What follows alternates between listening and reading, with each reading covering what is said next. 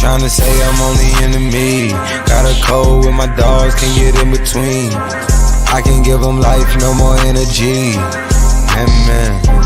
Amen. What is up, everybody?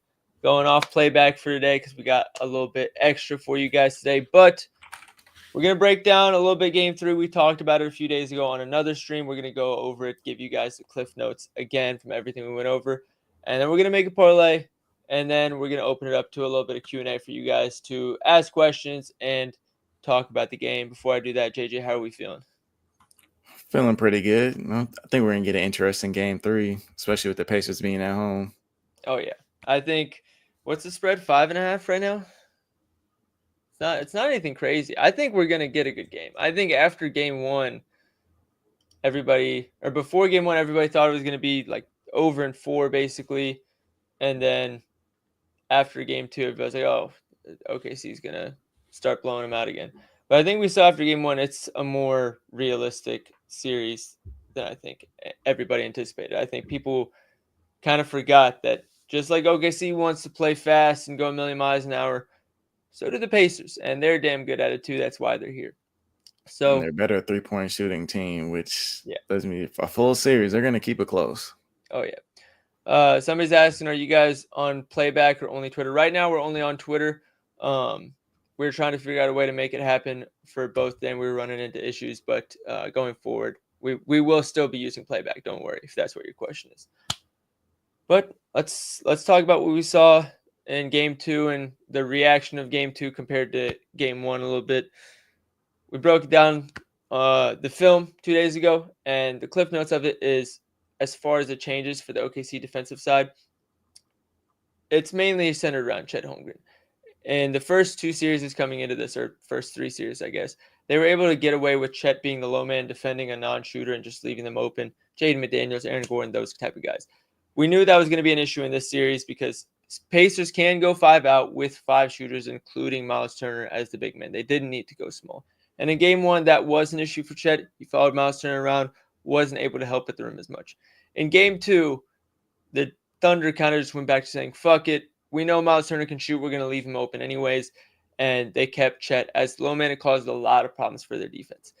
However, Myles Turner was missing a lot of open shots that he won't miss at home. So I do think that dynamic is going to change in terms of the offensive efficiency for the Pacers. I think Chet's still going to be the low man. He's going to be in rebounding position. He had 17 rebound chances last game, and they're going to leave Myles Turner open from 3. I felt like that was the biggest change we talked about, JJ, unless you have anything to add on to that one. No, that definitely was the biggest change. Probably the player that we definitely wanted to hammer here in this next matchup. Oh, yeah. So that's a big plus for Myles Turner in the scoring aspect. Another bonus for him that we saw is in the second half, after the Pacers were already down big, they said, you know what, we're going to stop trying to run the offense away from Chet as the help defender because obviously he's a very good help defender. We're going to start running it at him. So they gave Myles Turner the ball, whether it was a pick and pop or they swung the ball to him. And they said, Myles Turner, if you get it, go into Chet's chest. Go at him, make him defend on the ball. And he got 2 quick fouls. They subbed him out 3 minutes in the second half. And it creates a different challenge both for OKC defensively and the Pacers offensively. But the main thing is it led to more usage for Myles Turner. So I do expect that at least to continue for the start of Game 3. It's going to be interesting to see how the coaches adjust going forward. Do we think they still run as a single big and put Hartenstein off the bench? I think so. I think Hartenstein, the way he was dropping back, I think Myles Turner is eventually going to take advantage of that, especially at home. Yep. They're not going to shoot as bad as they did from 3 last game. 100% agree. Especially we know about that devil magic for the Pacers once they're at home. So I expect them to put up a nice fight in this one. And as far as the OKC side, obviously Chet had a much better game last game. He got a couple layups at the basket early, then hit a couple deep shots, and just the flow felt like it was coming to him a lot better. And a lot of it was because of the Pacers helping on to Shea a lot more. And the Thunder knew that the best counter to that is getting Chet involved. You know J-Dub's going to get his. You know Dort's going to be the floor stretcher from 3. The key to unlock any defense is getting Chet going, and they did that early, and they never looked back after that moment. Aaron Wiggins is the other main thing to talk about. Less so about Aaron Wiggins because I can't sit here and tell you he's going to be making step back threes the way he was in game 2. More so how it affects everybody else, because more Aaron Wiggins means less Cason Wallace, less Lou Dort. And I don't think it affects Caruso's role too much. I think his role is pretty solidified no matter what. Yeah. Cason Wallace is the starter with Hartenstein coming off the bench, and he's the one you worry about because Caruso is playing that well. And now Aaron Wiggins is a factor. Do you think we see anything close to what we just saw from Aaron Wiggins, or was that just that flash in the pan of that role player played the one game you needed to steal one game, and now it's time for another role player to step up? Yeah, I think it was just that flash. Yeah. I mean, he's at home, game 2. So, I mean, you're going to have that. But going on the road, it's always tough for those role players to really step up like that again. Oh, yeah. All right. Let's make the parlay then. JJ, what are we thinking for this parlay? We can go one. We know the first one. Miles Turner. You got to throw in Miles Turner. Do we want 15 points or 2 threes? That's a good question. I think we're going to go 15 points. I think when he gets like 5 plus 3-point attempts, he's done very well with like 15 plus points, I believe. Let me check, make sure. And I got to log back in, and we'll get this locked in. So Miles Turner, 15 points is the first leg of the parlay. I don't really want to pick a side in this one. I'm not going to lie, because I don't either. I want to back the Pacers, but I'm also going to feel like an idiot if the Thunder just come out and win by 15 again. So I'm going to say no on that front. I am big on the Chet rebounds train. I think him and Turner correlate pretty strongly. I think either both are going to hit or neither of them are going to hit. And those are my 2 straights for today's game. So I'm hoping it's the both hit part. What else, based on what we've talked about, did we want to see in this one? I think based off this. Do we just throw Aaron Nesmith in for another 2-3? Oh my God, it's minus 280 now. Holy shit. It opened at minus 140 for the series. Now it's minus 280. Yeah, I was just looking at that too. He's plus 112 to hit 3 of them. That's insane. I know we talked about how Tyrese got going in the end of the 4th quarter. Yep. And the adjustments we've seen there. How are we thinking that's going to affect Andrew Nembhard props right here? It depends, because my issue with backing Hallie is he's such a focal point for the Pacers that if they figured out things towards the end of last game that they think they want to integrate in game 3, I think OKC is also coming in with a plan to say, hey, they got us with this in game 2, even if it was a blowout at this time. And they're going to be prepared for whatever is going to come. Yeah. So kind of what we talked about during those Hallie minutes where he saw more efficient scoring was a lot more off ball, but a lot more intentional look. So Spain pick and roll, handoffs, that 77 action, all that stuff was happening for him. But all that stuff had to start through Nembhard instead of Halliburton, since the intention was for it to end up with Halliburton. So it makes me like Nembhard assists, but then we put up his potentials and he only had, 5 potentials? Yeah, 5 potentials, 47 passes. That's a big concern. What's his normal assist line right now? 4.5 minus 166. So, I mean, I'd be down to bite on a 4+ assist if it wasn't minus 350. I think eating the juice for 5+ is where you it scares me a little bit. Yeah. As far as others, Siakam assists, does he have a 2.5 or 3.5 line? Looks like 2.5.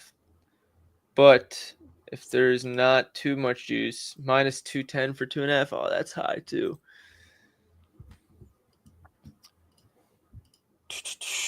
Do we like any? Let's start with this. Do we like anybody's rebounds other than Chet in this game? Obi's top end line is a tad high. What is it at now? It's at 4.5. Oof. He only had 5 rebound chances last game, if I'm not mistaken. Yeah, I remember you saying you were watching the game. It looked like there It was more definitely than felt like that. more than 5. It definitely felt like more than 5. I would fade McConnell if he wasn't at home. One thing that we didn't bring up that I'd be down to do is fading Benedict Mathurin, because this is just not his matchup. He attacks the basket too much against an OKC defense that swarms the hell out of the ball. So that hurts. Yeah. And defensively, they're trying to put him on Shea, and it is not working. Shea is cooking Mathurin. I mean, he is cooking the fuck out of Mathurin. It is brutal. I gotta pull up the stats because I remember last game, just in game 2 alone, 4 or 5 shooting with 7 free throw attempts. It's not good. No, and it's like you watch it, it doesn't look like bad scheme. It's genuinely when they're 1-on-1, Shea is just lulling Benedict Mathurin to sleep and just getting the step on him. It's not because he's faster or stronger. It's just because that thing where Shea just like waits until you put a little too much pressure on that back foot and then he goes. And then once you overcommit, he forces the foul. It's just automatic. And Mathurin is just not equipped to defend that yet, no matter how athletic he is. Yeah. So Mathurin is in a very bad spot, both offensively and defensively in this matchup. And we talked last series about how we thought he should have been playing over Ben Sheppard versus the Knicks because Sheppard was getting cooked by Brunson and the corner 3 looks weren't really open. So his offensive role wasn't that strong and they needed more Mathurin. This is the opposite. I do think Mathurin is better than Ben Sheppard. But in a matchup where you need kick-out shooting, which is Ben Sheppard's whole offensive game pretty much, and Mathurin wants to drive to the basket, and you need team defense, obviously you need somebody to defend Shea, but you have Nembhard and Nesmith. You don't need both of them off the floor at any given point. You need team defense, and Sheppard is a better team defender and filling in gaps than Benedict Mathurin. Mathurin's a better on-ball defender, but not when it comes to on-ball defending on a guy like Shea. It's too difficult for him. Yeah. So we could fade Mathurin if you were up to do that. I don't know let's see what his lines are. Mathurin. Does FanDuel even have, they don't even have Benedict Mathurin PRA lines. We check his points. I'm sure they have that somewhere. He's at 8.5 points. I think that's too high. What has he had so far in the series? He's had 5 points and then 14. And the 14, let me do playoffs. The biggest thing for him is just him getting to the free throw line. Yeah. Which, with how aggressive they play defense, it makes sense. Somebody's asking, what about fading Aaron Wiggins? I don't know because I can't sit here and tell you that they're going to go back to playing him 10 minutes next game, but I also can't reliably tell you that I think he's playing more either. I think that's, unless you're in the locker room talking to Daigneault, I don't think anybody can reliably say what the correct way to interpret Aaron Wiggins' usage today is. So we can take Mathurin under 8.5 points if you wanted to. I'm with it. All right, Mathurin under 8.5 points. Is there Thomas Bryant lines anywhere? Because that's another one I'm happy fading. Because we talked about how 2.5 point line. 1.5 rebounds, 4.5 PR. 1-3 gets scary, but we talked about this in the film. The OKC looked way too good with their double bigs in, and they can only run the double bigs when Toppin and Thomas Bryant are on the floor together. Toppin is much better suited for this matchup than Thomas Bryant is, so Thomas Bryant should see the court as little as possible today. We like Nesmith 2 threes, but it's just too much juice for us. Oh, yeah. It's like, what did we say was minus 380 or minus 280? Yeah. Way too much. So in the last 2 games versus OKC, Thomas Bryant, game 1, shot 1 of 1 from 3 and 1 of 1 on a 2-point attempt. So he had 5 PR, 0 rebounds, 5 points in 8 minutes. Didn't miss a shot. Last game, 1.1 rebound in 12 minutes, 0 for 1 from the field. 4.5 PR, I think, is very playable. Did he get the blowout run last game or no? I think that's where I have to double check. Concern is. Let me check. Last game, James Johnson, Johnny Furphy, Ben Shepherd, TJ McConnell, and Benedict Mathurin. And Benedict Mathurin, by the way, a lot of those points he got, at what point did the starter sub out? Looks like 6:10. No. Halliburton subbed out with 4 minutes left. So after that point for Mathurin, he got 2 free throws, or 2 made free throws, 1 missed free throw, and a missed 3. So 1 field goal attempt, 3 free throws. I was just, because we were talking about his 14 points, I wanted to check back on it. I do like Thomas Bryant under 4.5 PR. Not going to lie to you. But do you think that line is too low to throw in this parlay? It might be a tad too low. All right. Just because he does get corner threes every now and then. Yeah. So right now we're at Turner 15 points, Chet 8+ rebounds, Mathurin under 8.5 points. What else are you seeing? I think that's all I'm super confident in at the moment for the ladder challenge. It's just normal parlay, not ladder challenge. Oh, it's normal parlay? Okay. Yeah, we got to figure out a different thing to do for the ladder challenge because there's just not a way we can get to day 7 if we do go on a run. Yeah. That's all we complete day 4, and you guys got to wait until the next season for day 5. If anybody has any suggestions in the chat, you're also more than welcome to share those as well. While we're on the topic of Neesmith in the chat, I know we can't play his 2 threes. His points are 12.5. Let's see his log with 2+ threes. 2+ 3-pointer made, playoff log this season. So with 2 threes in the playoffs this season, he has 13+ points in 9 of 13 games, 12 points in 11 of 13 games, though. One of the misses was last game, 10 points in 31 minutes. He shot 3 of 7 from 3 and 0 of 2 from non-threes. We could take his alt 11.5 if you want to do that. You do that.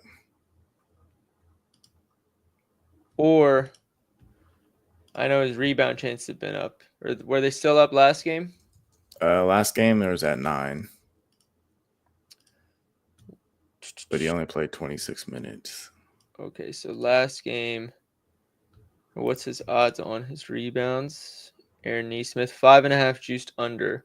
So we probably would you rather have?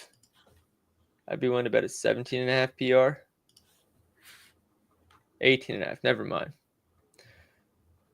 So we'll just go with Neesmith 11.5 points. And it's probably it. Plus 702. We like that. I like that.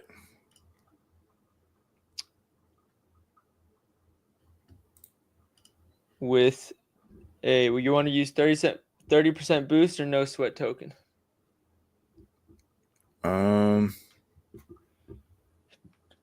30% boost. Let's do it. And then I'll get this locked in and get a screenshot on the screen for you guys.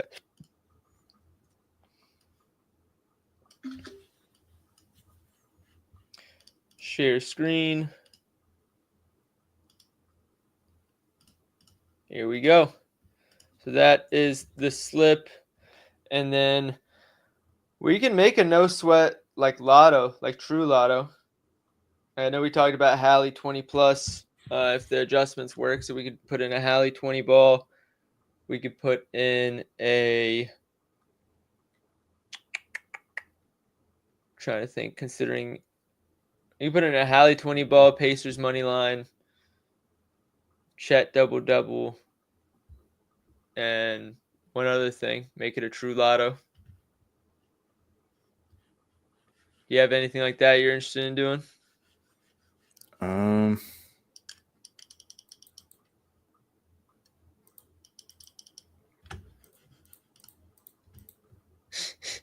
Sounds like a no. Sounds like a no. Yeah.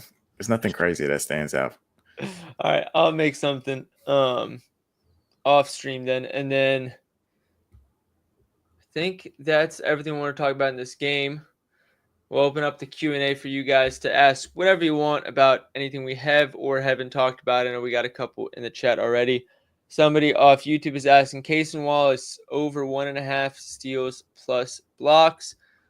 We talked a little bit about him potentially losing some minutes to Caruso and Aaron Wiggins, so I think that would be the main concern. But he should still be starting.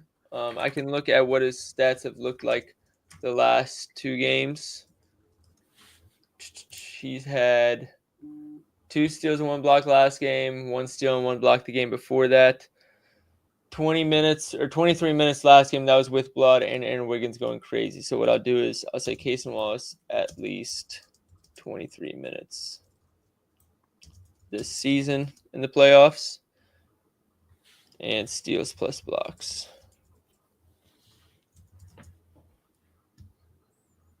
So he's had 2 steals and blocks in 7 of 9 playoff games, at least 23 minutes. So JJ, I will turn to you then. Is that enough for you? Or do you think he has a chance at seeing less than 23 minutes? I should ask that. I think he's going to be safe around there. I feel like that's what he's been getting most of the playoffs anyways.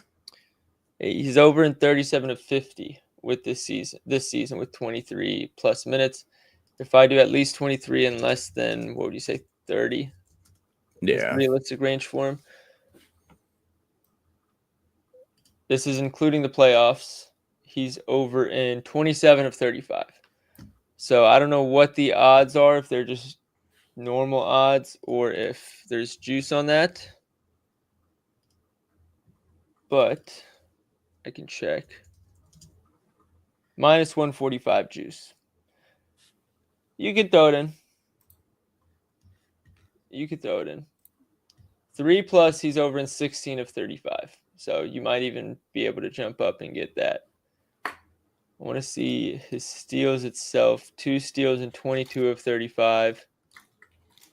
1 block in 15 of 35. What do you think the odds would be if you did instead of 1.5 steals plus blocks, you did 1 steal and 1 block?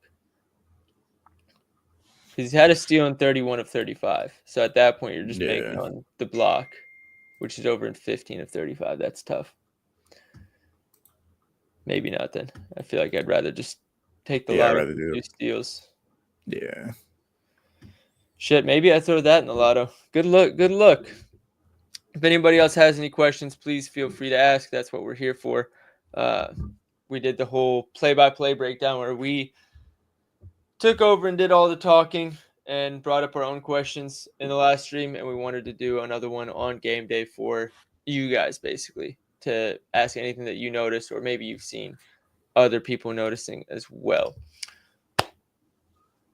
I'm trying to think if there's anything that I wanted to bring up to you, JJ, in terms of things to talk about for this game. If they split these 2 games, do you think Indiana is more likely to win this one or game 4? I think they're more likely to win this one. I go back and forth. Yeah. It's like a 55-45 split for me. I do think they need a little bit of that sense of desperation. I think they need to feel like the underdogs to really come out and take over spurts of games. Yeah. So, I mean, if that's the case, then probably game 4 for you. Who do you have winning tonight? I think the easy answer is OKC. I think they looked like they were just absolutely dominating in game 3, and I think that's what most people expected to see coming into this series. I do think Indiana we thought coming in that Indiana had a better chance than people realized, which I still think is true. Yeah. For this game, I think OKC takes this game, and then Indiana has a little bit more to work with. Like, okay, we did this and they did that. We did this and they adjusted to that. And they'll have a little bit more of things to experiment with and work with and come out in game 4 and really take take over a little bit. So I definitely think these two get split 1-1. I think OKC takes this one and Indiana takes the next one, but I'll be rooting for Indiana in this one. JJ, how about USA Soccer last night? We looked impressive. Didn't even know they was playing. We lost, what was it, 4-0 to Switzerland? It was not a good game. I wouldn't be surprised. Yeah, we're not very good, unfortunately. But we got the World Cup next year. It's true. We got to be going to some of those games. I think there's the Club World Cup this coming week or so that I'll be going to a little bit. So a lot of the European teams are going to be playing the tournament here. I think it's going to be like the practice run for the Club World Cup as a host. Yeah, Andrew said we lost 4-0. So that sounds about right, unfortunately. Yeah. I think I had one more question for you. I'm trying to remember what it was. Are they going to have to use Siakam as a decoy at this point? There's no mismatch. They can't get an entry pass into the post. And he can't get any clean looks when he runs an ISO. It feels like he's just running into hell every time he touches the ball.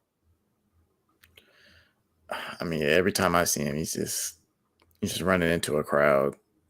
Because his main game is just working the paint, using the post up, but attacking off of drives. But it's not there for him. No, when your whole game is centered around having better footwork than guys that are normally your size once you get into the paint and beating your guy with the spin move or a Euro. You can't do a Euro around one guy when there's two guys on both sides of him helping as well. So it's a mess. And it's the only way he's seen any real usage in the series is when they give him the ball at the top of the key like he's Giannis and say, hey, go beat Alex Caruso, which would be fine if he got it in the post. He's bigger than Alex Caruso. But you're not giving it to him in the post. You're giving it to him where he has to play Alex Caruso, one of the best defenders in the NBA, straight up from the top of the key. You're asking for trouble. Obviously, you played Turner PA, but what do you think about his assists on its own? Had 2 in the fourth by running those handoffs with Tally. I like it, and that's why I felt the need to include the assists instead of just taking points by itself, because the center is the easiest way to facilitate through him to free up your main scorer. Like, Hardenstein wants to be in a drop. Chet's so worried about the rim half the time he's unintentionally in a drop. So when you run a handoff instead of a pick and roll, you're giving Hallie the ball basically inside the perimeter with a guy that's sagging 10 feet off. All you need to do is set a good screen if you're Miles Turner at that point. So I really like his assists for that reason. I think they're going to do a little bit more through him in this game. Turner over 1.5 3-pointers made. Book it. We do like Turner over 1.5 3-pointers made. We took points because we're in a scenario where we don't see a way that he's not getting 15 points without making 2 threes. But the threes are definitely a reason that we love that play. So I think it's still plus money. Play was plus 100 last we checked. I can check again. No, it's juice now for 2. It's juice now? Yeah. We should have played it. Yeah, we should have. My odds. Oh, yeah. Minus 120 is the best line on ESPN. So I still like it. I'd rather play the 15 points personally. Yeah. And I think I gave you all the questions that I had about this game. So if nobody has any more in the chat, then we'll probably be signing off unless I'm forgetting anything. Hartenstein assists, thoughts? What's the line at? Because I don't love his potential minutes in this one. It's at 1.5 juiced. Juice like minus 140 or juice like minus 170? Lowest line is minus 155. The best line. I'll say this. If you disagree with us and you think he's still going to get his 25 minutes or whatever, that will be really nice because they're obviously sending a lot of help at Shea. The offense is zipping and really fluid, a lot more so than when he's off the floor.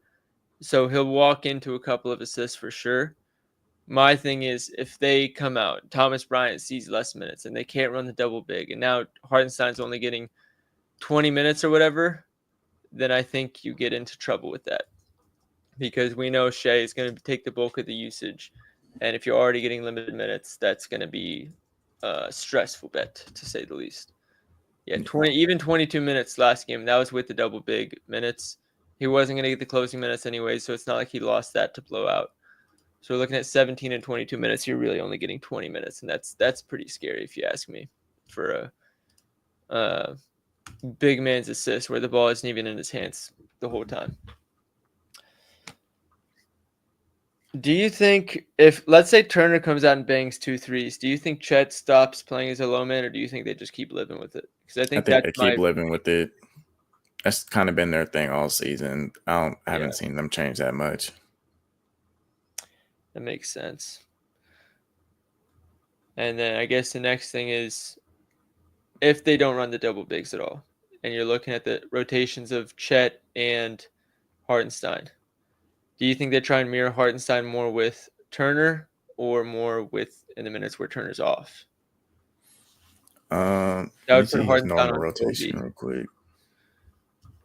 Because I think he's usually top of the second quarter, right? The second unit, Miles Turner? Yeah. Yeah. Top of the second quarter, top of the fourth quarter. Yeah, so they'll probably have Hartenstein mirror him. Okay. I mean, I guess that's good for us considering. Yeah. Like Chet's mobile enough where if they need to make that adjustment, Chet will step out onto him. But Hartenstein, he does not want to step out to anybody. He will leave them open without hesitation. Yep. All right. I think that's everything we got then, everybody. Appreciate you for tuning in. Again, if you want to see what the parlay that we crafted was, here it is. For those who haven't been tuning in, smacked game 1. Game 2, we missed off 1 point or assist from Nembhard. He got 15 with 4 minutes left in the third quarter. Never recorded another one, and that was the only one that lost. We're going to get back on the wagon with this one. The reads have been there, and now it's time for it to be here again for game 3. So make sure you're tailing. I'll be posting this on Twitter as well. Otherwise, take care, everybody. We appreciate you tuning in, and we'll see you guys on the next stream as well.